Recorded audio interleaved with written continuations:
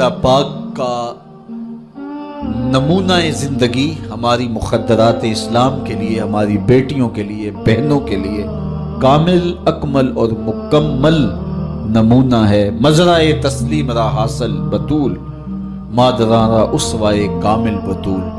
تو ان سے ہمیں سیکھنا ہے کہ انہوں نے اپنی ساری زندگی کیسے گزاری۔ آج کی عورت کہتی ہے کہ میں نہیں کر سکتی نماز روزہ اور یہ امور نہیں بجا لا سکتی، بچوں کا بوجھ اتنا ہے، ان کی تربیت اور ان کو کھانا دینا، ان کو دودھ دینا، بار بار جو ہے وہ ان کا لباس تبدیل کرنا، کب وقت ہوتا ہے، میرے کپڑے بھی ناپاک ہو جاتے ہیں، تو کیسے میں ان کو جو ہے بچوں کو کروں اور اس کے بعد عبادات بھی وقت پہ کر سکوں، تو یہ بڑا مشکل ہے۔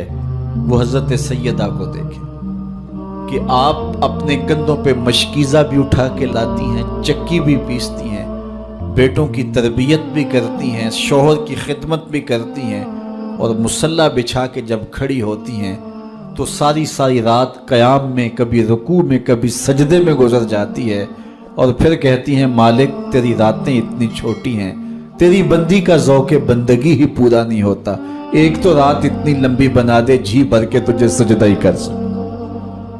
تو انہیں شکوہ رہتا ہے کہ راتیں اتنی چھوٹی ہیں اور میرا ذوق بندگی ہی پورا نہیں ہوتا۔ سارا دن روزے سے گزرتا ہے، رات قیام میں، رکوع اور سجود میں گزرتی ہے، اور بیٹوں کی تربیت کی تو وہ کائنات نے ایسی تربیت کا جوہر نہیں دیکھا ہے جو سیدہ فاطمہ کے گھر میں پلنے والے بچوں میں تربیت کا رنگ نظر آیا، کہ انہوں نے اپنا خون دے دیا لیکن دین کی آن پہ آنچ نہیں آنے دی۔ تو ان کی زندگی ہمارے لیے، ہماری مخدرات اسلام کے لیے، بہنوں، بیٹی اور ماؤں کے لیے کامل اکمل نمونہ ہے۔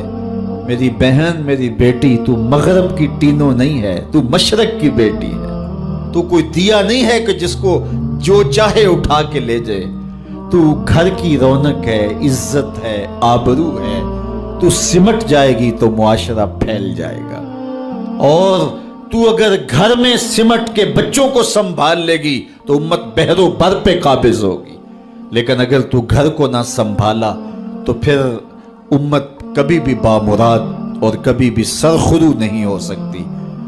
اگر پندے ز درویش پذیری، ہزار امت بمیرت تو نہ میری، بطول باش و پنہا شو ازیں اثر کہ در آغوش شبیر بگیری۔ اقبال کہتا ہے کہ اے امت مسلمہ میری ایک بات مان لے، ہزار امت مر جائے گی، امت مسلمہ تجھے موت نہیں آ سکتی، اور وہ کیا ہے؟ اللہ اکبر، بطول باش، قوم کی بہن سے، بیٹی سے، ماں سے مخاطب ہو کے اقبال بولتے ہیں بطول باش، بطول بن جا، وہ پنہا شو ازیں اثر، اور زمانے کی آنکھ سے پوشیدہ ہو جا، پھر در آغوش تو شبیر بگیری، پھر تیری آغوش میں بھی حسین ابن علی کے جانشین پرورش پائیں گے۔ تو اپنے آپ کو سمیٹ کے اس کردار کے سانچے میں ڈال لیا جائے۔ عورت کا دائرہ کار گھر ہے، چار دیواری ہے، اور اس چار دیواری کے ماحول کو آسودہ رکھے، وہ باہر نکل کر کے جو ہے وہ گھر کی ذمہ داریوں سے دستبردار نہ ہو۔ یہ ذمہ داریاں مرد کی ہیں کہ وہ باہر نکلے اور ضروریات کو فراہم کرے۔ عورت کی ذمہ داری چار دیواری کی ہے، اس چار دیواری کو رونق بخشے اور تربیت پر نئی نسل کو بہتر بنانے کے لیے اپنی ساری صلاحیتیں صرف کر دے۔ ساری زندگی میں ایک اس کا بچہ بھی اگر قوم کو مل گیا تو قوم کی تقدیر بدل دے گا۔ مائی راستی ہیں یا ام الخیر ہیں، انہوں نے ایک بچے کی تربیت کی، آج مائیں کیوں نہیں کر سکتی؟ بابا فرید کی ماں بیٹے کے مزاج کو سمجھتی ہیں کہ یہ شکر کو بہت پسند کرتا ہے، تو شکر کی پڑیا مصلے کے نیچے رکھ دیتی ہے، اور بیٹا مصلہ اٹھاتا ہے تو نیچے شکر کی پڑیا ملتی ہے، روز ڈیوٹی دیتی ہیں، اور بیٹا شوق سے نماز پڑھتا ہے، بعض میں شکر کی پڑیا بھی ملے گی۔ ایک دن کہیں گئی تھی تو نماز کا وقت ہوا، ماں وہاں بے چین ہے، اور وہی مصلی بچھا کے کہتی ہے مالک میری لاج رکھنا، آج بیٹا مصلی اٹھائے اور اس کو شکر کی پڑیا نہیں ملے گی تو راز کھل جائے گا۔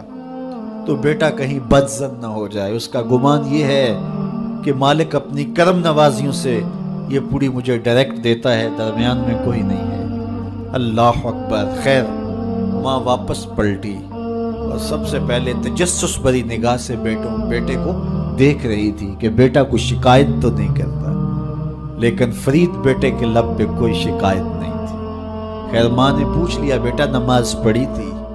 کہا اماں نماز پڑھی تھی, لیکن آج جو شکر ملی ہے اس کا چس ہی کوئی اور تھا, اس کا ذائقہ ہی کوئی اور تھا. تو آنکھوں سے چھم چھم آنسو برسنے لگے. مالک تو نے میری لاج رکھ لی. تو پھر بتایا کہ بیٹے میں تو یوں ہی پڑیا رکھتی تھی, آج مالک نے جو ہے وہ میری لاج رکھی ہے اور تیرے مصلے کے نیچے پڑیا رکھ دی. پھر فرید بنا نا. تو پیچھے ماں کھڑی نظر آتی.